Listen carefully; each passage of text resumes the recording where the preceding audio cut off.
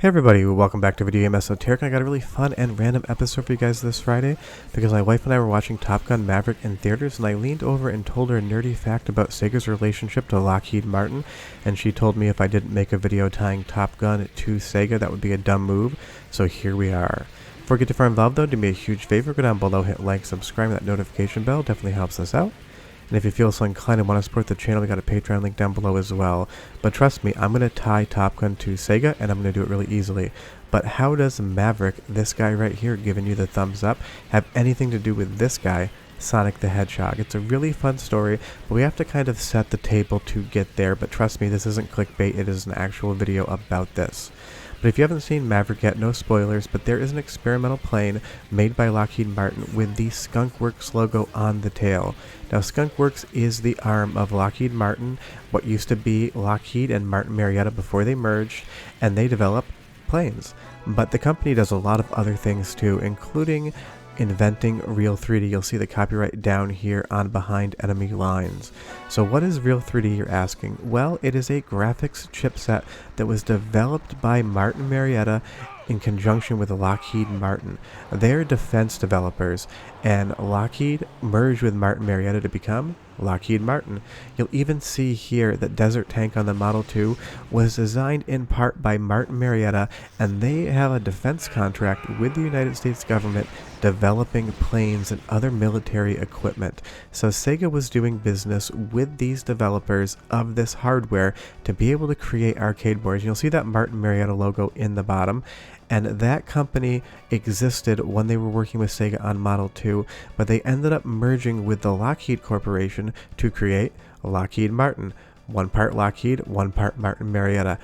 And they even put money in the development of this game you're seeing on screen here, as well as the hardware. It was not just a showcase of graphical power, it was also a showcase and kind of a promotion of the military or defense contracting in and of itself. I know that sounds really strange, but that's kind of how games worked back in the day. Sometimes they were co-sponsored by defense contractors. But the really interesting thing about the footage you're seeing here is this chipset, I'm sure, was probably also in military training equipment. Now, with classifications, you really can't find out what happened too much, but some of this progenitor hardware, all the way back, some of the first 3D capable chipsets were used in the Apollo missions to simulate a moon landing. Now, of course, this is generations beyond that, but you go from Apollo to something like Model 3, which is developed on the graphics side by Lockheed Martin in conjunction with Sega. Basically, Lockheed Martin did all the heavy lifting. Sega just worked with them and told them what they needed to have done. So the same people that are making the planes in Top Gun Maverick and the original Top Gun and the planes that are flying for the military today also developed the graphical hardware for something like Daytona 2 here, working on the Sega Model 3. And there's a lot of information to back this up, but if you weren't around in the 90s, maybe you missed it. Taking a look here, U.S. Defense Corp holds key to Sega plans. You'll see that Real 3D logo right down there, and if we zoom in a little bit more, you're going to see even more details about Desert Tank that is working with Lockheed Marietta, now Lockheed Martin. And they were working in conjunction with defense contractors to develop this chipset. Because while Sega can make great consoles, the might of a military contractor just had so much more behind it, and they could use this research not just to sell it to the government and the military, they could sell it to somebody like Sega, so they could give you Scud Race here as well. But I know what you're saying. Okay, there's a Lockheed plane in Top Gun Maverick, but that doesn't really tie it back to the Top Gun franchise whatsoever. But what if I told you some of Sega's arcade games were inspired, at least in part, by the Top Gun franchise in and of itself? Let's take a look at the original Top Gun side by side with Gunblade New York. The ending of that game and the ending of Top Gun 100% mirror each other. A helicopter lands, somebody jumps out, people are celebrating, and there's even a handshake at the end. This is the same scene except made by Sega, and it's made on hardware that Lockheed Martin developed.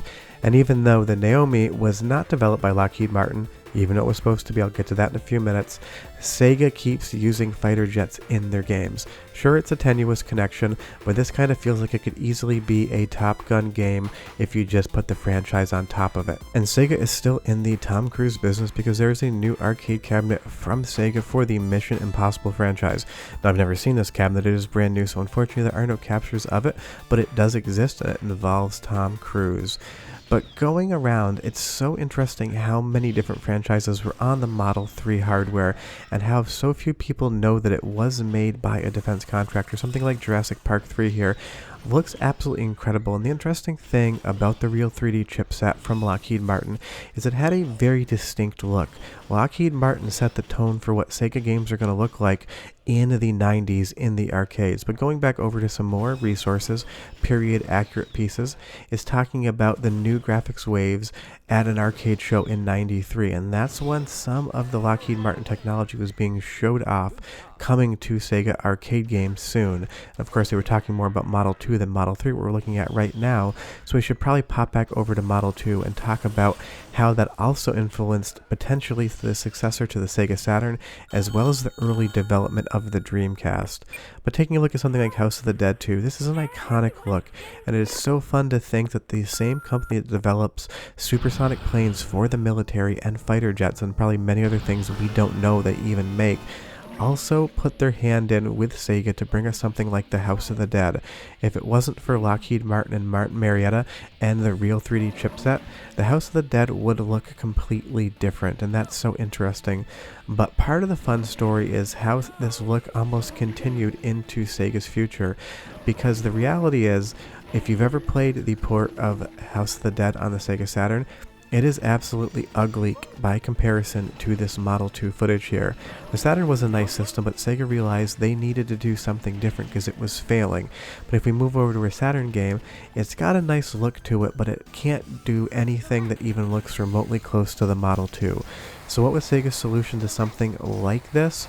Well, they were getting Lockheed Martin involved to create an upgrade cartridge for the Saturn to give it graphics that would be close to on par with the Sega Model 2. This was Sega trying to expand with more expansions, but you'll see the Real 3D 100 graphics chipset is listed for the Saturn II, either an expansion or a new console that was supposed to be around the same time of the Dreamcast. Now, if you're not familiar with the Dreamcast development history, it ended up going to NEC and VideoLogic, but you'll see here that Real 3D 100 chipset from Lockheed Martin had development kits made for it, so Sega could have easily pivoted and had this hardware in a home console or an expansion.